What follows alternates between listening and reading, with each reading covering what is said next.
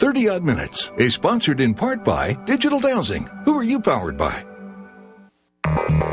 For the next 30 minutes, we will explore the unexplained. From mysteries beyond our galaxy to ghostly phenomena in our own backyard. We will dive into our psychic abilities and explore everything from conspiracies to the just plain weird. Welcome to 30 Odd Minutes. If the truth is out there, we will find it. But only by sheer accident. Yay! Welcome to 30 Odd Minutes. It's so great to have you guys with us here aboard the mothership. We've landed in Kentucky. And we're alive. And we're live. You can see behind us, this is Whitehall back there. And they say it's haunted. Ooh. It looks a lot better than where we came from. Yeah, I know the weather where we came from was and awful. cold. It so was. I'm enjoying this. This is nice. Thanks for having us. We'll have to get a mid julep. It's gorgeous. Yeah, we should. We'll have to decloak. They'd see us. How have you guys been? Happy New Year and all that. Oh my gosh. Yeah, doing pretty good so far. Yep. 2014 seems to be all right. All right. Seems to be all right. That's what time it is in your world? Yes. Okay, good. 2014. Yes. I don't know. I'm at 2016 and a half. Try to catch up. Wow. I'm a slow Wow, coach. you're ahead. I know. How have you been? I've been good, yeah. I can't believe it's already, what are we now? February of your 2014? That's right. Yeah. Well, I'm staying in 2014 because I've got a birthday coming up. I'm not getting any older. Oh, I just had my birthday. That was it. Happy birthday, both of you. Thank you. Let's see if I make it to it. I made it to mine, so. It'll be good. Well, you both, your birthdays are legendary, from what I understand. Oh, that's true. Yeah. And that's incredible. What we're talking about tonight. We're talking about legends, specifically of Kentucky, but legends in general, folklore, ghostlore, and all that stuff. And we put the question to Dr. Drek, and Dr. Drek had his own thoughts on what we should do with legends. This is exciting. Take a look. Greetings, oddballs. Dr. Drek here. And, everywhere has their own little folk tales, legends, and all that sort of thing. And, of course, we've got it right here on the mothership. So I've decided to write a book about it, and I call it Tales from the Ship. Here are some interesting excerpts. Read about Jeff's encounter with a poltergrouse, which is a poltergeist that just sits around in the living room and complains about everything. Oh, it's so cold in here. Oh, I hate that wallpaper. Then read about Andrew Lake's encounter with the dreaded Puck Wedgie, who sneaks up behind you and pulls your underwear up tight. Oh boy, those hurt. You've all heard about the Bell Witch. Well, now read about Laura's encounter with the Bell Witch's sister, the Dull Witch. All she does is talk about her operations. It's pretty scary. Then, of course, there's Matt Moniz' near-death experience where he actually visited the afterlife, and it turned out to be Woonsocket, Rhode Island, and now Matt never wants to die. All that and more in my Tales from the Ship, available at Amazon. And I don't mean the store, I mean the river. You got to go to Brazil, and you'll see it float by, and you can grab it. I don't know about the piranha, though. I've had a few books on Amazon, I think. Oh, well, I'm just happy to be in a book, okay? So just don't take it away from me. That's true. Good stuff. Is that book at a police station, though? Very funny. Prints and things like that. All right, let's get to this mission. Kentucky is rich with history, legends, and lore. From the days of Native Americans through the Civil War and well into modern times, history has left a mark on this region, lending itself to many haunts. Tonight we're going to explore a few of these great locations with our guest, who's an instructor at Eastern Kentucky University and the author of over a dozen books, including The Kentucky Book of the Dead, great title, Louisville Murder and Mayhem, and Forgotten Tales of Kentucky. Please welcome, beaming to us live from his home in Kentucky, Keven McQueen. Yeah. Keven, welcome aboard the mothership. How are you? I'm fine. How are you? Doing great. Thank you for joining us and taking us through your wonderful state of Kentucky. We're gonna hear about some haunts. Let's start with you're a professor at a respected university. What's a guy like you messing around with ghosts? That's a good question, and I have absolutely no answer for it. Good. This is going to be a long show. No, I kid. So, I mean, you're a story guy, an English major. Story rules all. I understand that. What drew you into the ghost story and the ghost lore and folklore? Well, I've been interested in it ever since I was a child. I can't really explain why. It just always had kind of a pull and an attraction for me. And people seem to really enjoy reading them. Yeah, understood. Now, let's define. You use the word ghostlore, which I think is great. It's not just folklore; it's ghostlore. Talk about. I mean, just from a communication standpoint, talk about what ghostlore is. Is this just stories around a campfire, or do you think there's something more to it? Well, I use the term ghostlore because I really couldn't think of a better term for it. You hear the term ghostlore, I guess it kind of makes you think of folklore and campfires and old people telling stories to scare children, but the stories that I put in my books are actually documented from old newspapers. So they actually have a factual basis behind them. And so, but to use the word lore kind of implies story. Do you think they're just stories, or do you think there is something actual, some kind of entity or whatever that's behind them? Well, it's really hard to say. I've really never been able to make up my mind completely about it, but most of the time I'm inclined to think that there really is something behind it. A lot of these old papers, a lot of these old stories are very convincing, very interesting. Of course, there's always a question of whether the stories were reported very accurately, but I think by and large they were. And also, I know a number of people who claim that they have seen things like this, and I really can't discount their testimony. Actually, on that note, have you yourself had any experiences? Because you're kind of retelling other people's stories and telling, based on newspapers and other factual information that you found, but have you personally had any ghost lore stories? Well, I'm sorry to say I've never actually seen one. I did have a few encounters at Whitehall, the house we'll be talking about in a moment. I heard some very interesting things there, but I never actually saw anything. Well, let's start with Whitehall. Let's jump in. In Richmond, Kentucky, we've landed, right in front of it. There's what it looks like. Wow. Set this up for us. Tell us about Whitehall. Whitehall was the home of Cassius Marcellus Clay, a 19th century emancipationist. The older section of the house, which you really can't see in the photo, it's more to the side and behind the house, was built in the 1790s. This is a picture of Cassius Clay himself. And the newer section in the front was built by Clay in the 1860s. And it's a very large mansion, 44 rooms, if you include closets. And a number of people have had some very convincing hauntings take place there. What are some of the ghost stories? And of course, Cassius Clay, not to be confused with the boxer, I guess, right? Yeah. I mean, not to take that layup of a joke, but... People ask about that all the time. I was a tour guide there for several years, and actually Muhammad Ali Cassius Clay was named after this emancipationist Cassius Clay. Oh, okay. That makes sense. Yeah, got it. So what are some of the ghost stories? Who died here? What kind of mark did history leave in this building that would lend itself to ghost lore?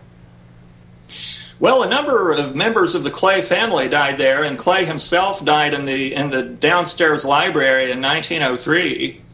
A number of tenant farmers lived there after the Clays moved out, and they lived there probably about 50 years or so. So many generations of people, many generations worth of deaths. Several people died in the house, of that I'm sure. Right. Go ahead. Yeah, no, sorry. I was just going to say that people, they hear things there more than anything else. They hear the sounds of a piano playing quite often. There is a piano in the house, vintage 1849, but the piano doesn't work except for a few keys. I know someone who actually heard the piano playing loudly and clearly enough, and she knew about classical music, and she was able to identify the melody as being part of Beethoven's Third Symphony. Huh. Wow. So what do you think when you hear that? I mean, you're a tour guide there? We hear furniture dragging a lot. You were asking about personal experiences. Mm-hmm. One time I was sitting in one of the rooms with one of the custodians there, and we heard very loudly, very clearly, the sound. The only thing I can describe it as is it sounded like somebody taking a piece of metal and banging another piece of metal with it. Very, very loudly, coming from the basement. And we ran downstairs within seconds, and there was nobody down there and nothing that could even make a noise like that. Wow. So what do you think when that happens? Are you scared? Are you saying, or what goes through your mind? It's a funny thing. It doesn't seem to scare people at the moment. You're just more curious than anything else, but then you think about it a little, and then you kind of get scared when you think about it. Sure. Understood. Andrew? A lot of tourists hear things there. There was one occasion, one of the guides that I know very well had some people on a tour, and they heard a music box, and they all heard it. And there are no music boxes in the building. Yeah. Wow. That's strange. Have you had any formal investigations of the place from any groups or anything like that? A few groups have come through and investigated. I'm actually not sure offhand what they turned up. I know they're all convinced the place is haunted. Sure. Well, what does haunted mean to you? Yeah. Good question. Well, that is a very good question. I'm not really totally sure what it would mean in a kind of scale that the ghost of a person would even come back. It must mean something. Exactly what, I'm not sure. Right. Instances have seen the ghost of Cassius himself. They've seen a young boy who they think is his 14-year-old son, and they've seen a lady there pretty often. And we're not positive. We think that's probably the ghost of Clay's wife, Mary Jane Clay. It's interesting, too, because we have a photo of this guy. So if you see someone and you say, hey, wait a minute, that looks like the guy in the photo who died 100 years ago. That's always intriguing to me. But I always wonder, why is it that, I mean, there's a ton of old houses. There's a ton of people that have died in these houses all over the world. Why is it that some are haunted and others aren't? And there doesn't seem to be a big story here where somebody died very violently or something awful happened, and so that you would have this type of story come out of their death. But no, it's just regular guy that...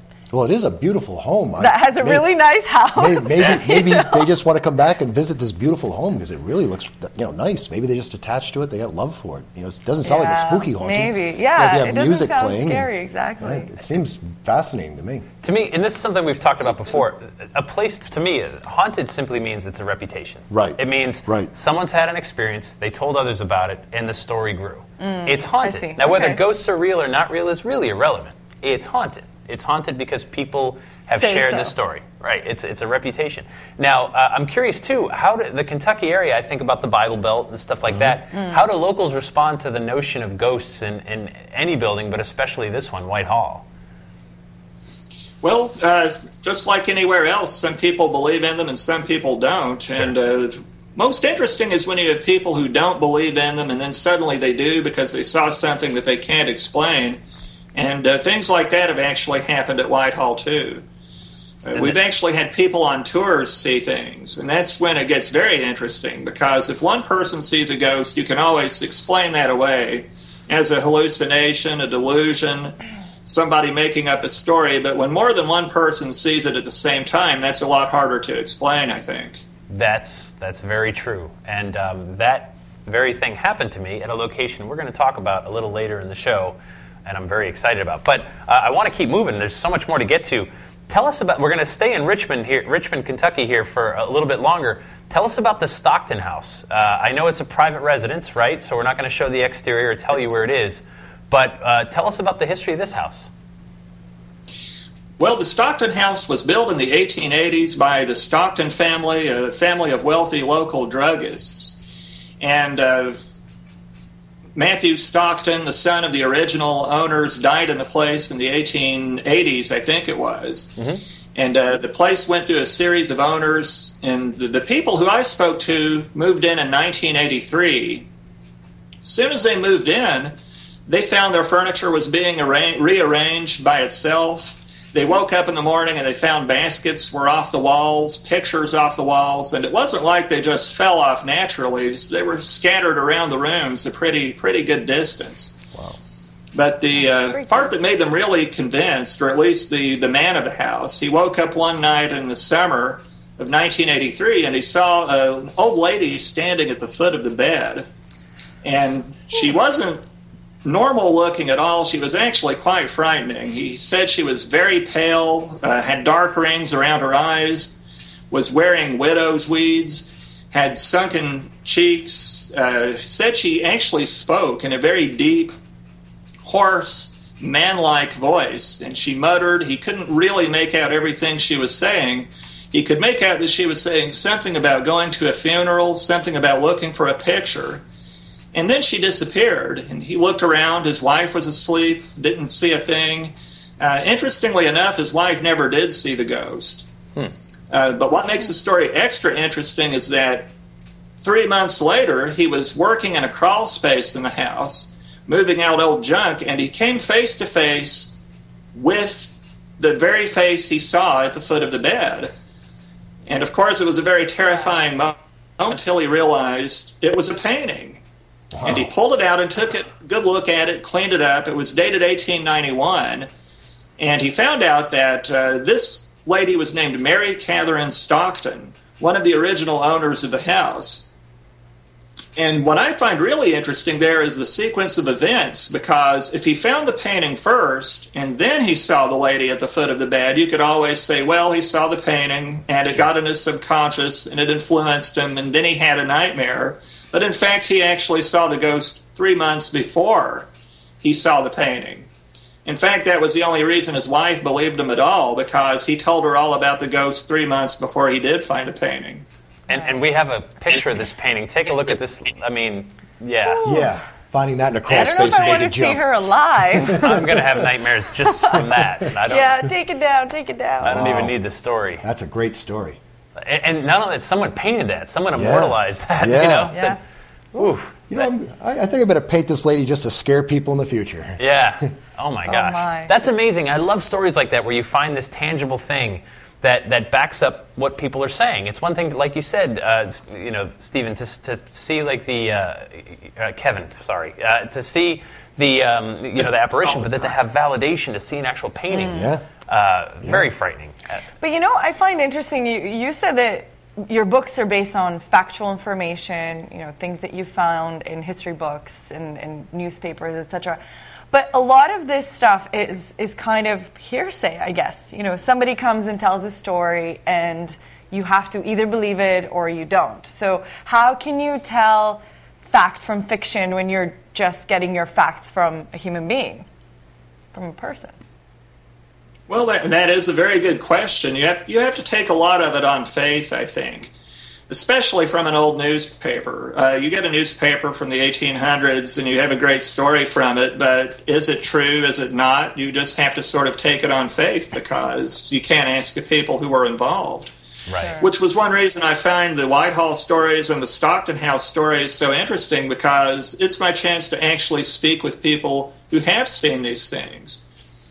Yeah, one thing I should mention about the painting is that once they found it and cleaned it and framed it and hung it up, the furniture quit rearranging itself and the baskets stayed on the walls. So they assumed that she liked it. Wait, I'm sorry. They hung it up? They put it up in their house? Yeah, they hung up the picture. That's how I got a picture of it. Oh, my gosh. In fact, it's Why still would you there. do that? That just sounds... I've got some creepy pictures hanging in my house, and, the catacombs of Paris, stuff like that. I understand. I don't know. If you've had an apparition of that painting come to you in the middle of the night and freak you out, and then you found the painting, realize that maybe it's a real person, you're going to put it up on your wall? I would. I don't know. I totally would. I got to be honest. I think I would, too. Okay. Folks, hold tight. We got to take a quick break for the news. We're going to come back and we're going to hit the granddaddy of all Kentucky haunts. Stay tuned. We'll be back right after this.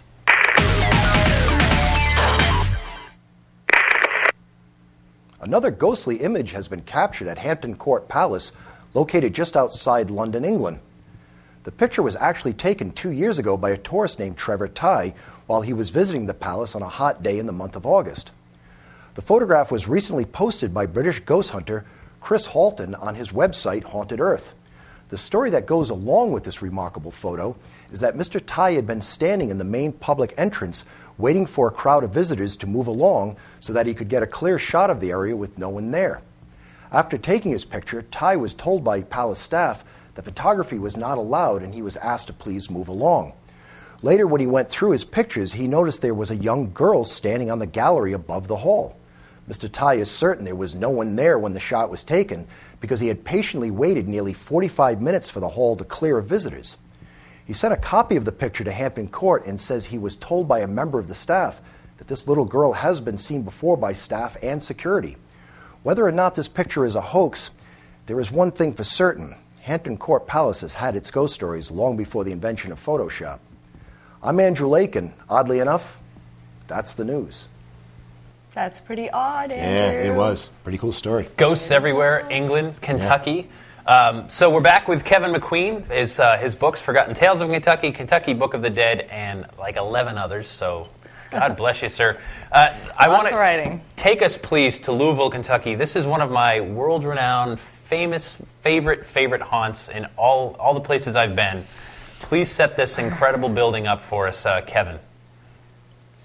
Well, this is one place I have not written about, but only because so many other people have. I didn't think I could add anything to the story. But the place you're speaking of is Waverly Hills Sanitarium in Louisville, Kentucky, or very near Louisville. It's one of the largest haunted places in America, possibly the world. It was a tuberculosis hospital constructed in the 1920s. And went out of business in the 1980s. It's estimated thousands and thousands of people died there. This place, the first time I went there, you saw the photo. It's like these giant bat-wing building waiting for you. And I'm as psychic as a doorknob, but I walked in, and you can see one of the interior pictures. You start walking through these halls, and I just went, oh my gosh. Everything's crawling. This place is electric. Oh. I went, it's one of the very few times I've ever walked into a building and I went, whoa, this place is haunted. and to put it in context, you can see, as Keven said, at Tuberculosis Sanitarium, this is what it looked like when it was in operation. So all they could offer you was fresh air, right, Keven? That was pretty much all they could do. It was in its infancy. It was simply thought that fresh air was one of the few things that you could actually do for tuberculosis. It did some other operations that wouldn't really pass muster now. I believe they used to open people's chests and put balloons in them and let the balloons expand and deflate, and they thought somehow that would help. Well, it's better than Rhode Island, the way they dealt with TB cases. They thought they were vampires and staked them. Yeah. But that's another story. Well, if you're suffering, maybe that's... No, but I mean, you have to realize we live in an age where tuberculosis isn't a household word anymore. Sure, yeah. But back then, I mean, facilities like this, 400 rooms, right, Keven? I think so. I don't know the exact number, but it's the most disturbing place I've ever seen in my life, because you're going through the endless corridors, dark, just rooms everywhere. There's still a morgue. There's a cafeteria there. It's just like an abandoned hospital out of a nightmare. It really is, and this is one of the places where I had mentioned earlier in the show how I was standing in one of the corners where those bat wings come together, and we had just walked through every room. There's no windows or glass. It's all blown out now and open. Yeah. And four of us were standing right in that bend, just kind of looking in both directions, just talking about whatever. It was 1 a.m, and suddenly we all stopped talking at the same time, and I said, did you just see that? And someone said, you mean the man who just stepped out of the room? And all four of us, just 20 feet away, 3 doors down, this man steps out, looks at us, and steps back in.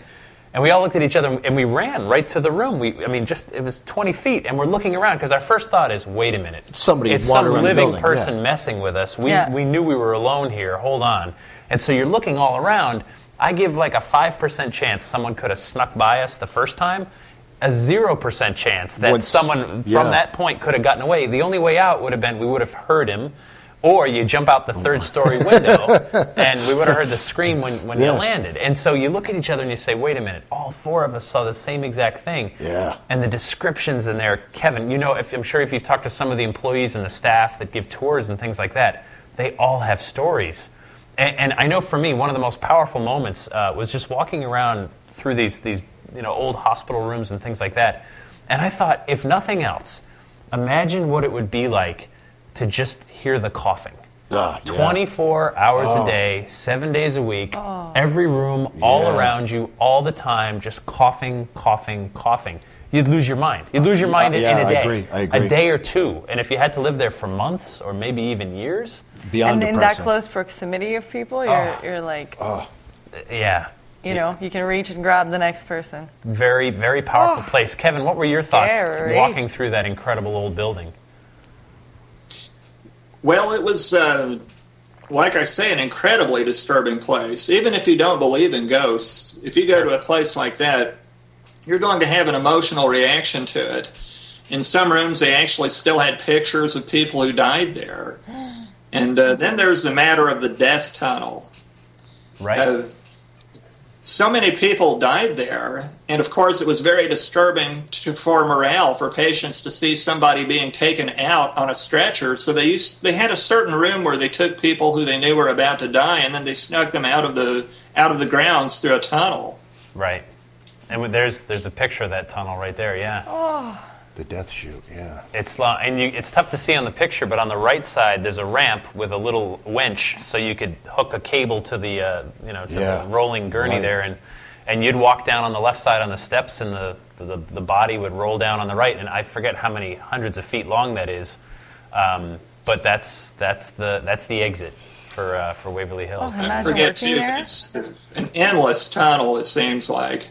Yeah, no, it really was, and it's not uncommon for nursing homes and hospitals to have discreet ways to, because it is bad for morale. It's kind of nice, yeah. And I thought about too when I went there, and Kevin, I don't know what your thoughts were, but I imagined being a patient, being wheeled in, and knowing I'm being brought here to die. Yeah. This is the last stop. They're going to make me as comfortable as possible. But this very well may be the last stop for me. I may have, no thoughts of ever leaving here, and that emotion just oozes into the very bricks around you. Oh, it's horrible. But I'll tell you, as an investigator, it's just the ultimate location. Yeah, one of these days I'll have to make it down there. Yeah. One of these days. Maybe it'll be my first. That's probably not where you start. No. That's not where you start. Hey, Kevin, have you ever moved to the investigation portion? Is it more just about story for you? For me, more like storytelling, but I'd really love to do some investigating too. I'd like to buy some equipment and actually go try it out. Go to Whitehall, see what I can find. Yeah. Stockton House, any number of haunted places in Kentucky. For me, the equipment's interesting. Yeah. But for me, the stuff that's really indisputable is the story. Like you said, Laura, you may not agree with the person or disagree, but if you're in a jury and a court of law, you're going to hear people's stories. I saw the defendant do this, and then you decide, is this person credible? Yeah. Does this person have something to gain by telling this story? And then the story itself, that's the thing that is indisputably real. It becomes this ball of energy that we all contribute to and gets passed around. It's the oldest form of communication. It's wonderful. And I think it's great that English professors at the university level are documenting it, because they're going to change. They're going to evolve. It's like the telephone game when we were kids. But at the same time, it's always a snapshot of who we are. Yeah. Sure. And that's awesome, And after 13 books, I know there's not much money in it, Kevin, so you must have some problem, and this is the only solution, right? That's exactly right. He can't put his I just pen have a down. lot of good stories that I want to tell, and I want them to be saved and preserved. Stories in old newspapers that otherwise would be forgotten. Yeah, that's great. What's the That's next important. thing for you? Yeah, what's your next story? What are you tackling next? Next thing I'm working on is a book called Southern Gothic, which is going to be full of ghost stories, monster stories, grave robbers, premature burials, weird things dropping out of the sky. I actually want to write a series, Northern Gothic, Midwestern Gothic, and Western Gothic. So Children's 4 books bedtime covering the stories. entire United States. Right. Kevin, we should totally hang out. We would just get along. Definitely. I'd love to. I know it for a fact. In that Yeah, wonderful Kevin, you ever place make it we were up to just southern New talking England, about. we can definitely take you to some very interesting places. And we have a spaceship. We can take Yeah. him We can anywhere. take him anywhere. We can take him anywhere. All right. Well, Kevin, we are just about out of time. I want to thank you for joining us. We will have links to your website from ours, links to your books. Keep up the great work. Chronicle these stories. They're all a part of us. Folks, until next time, stay odd.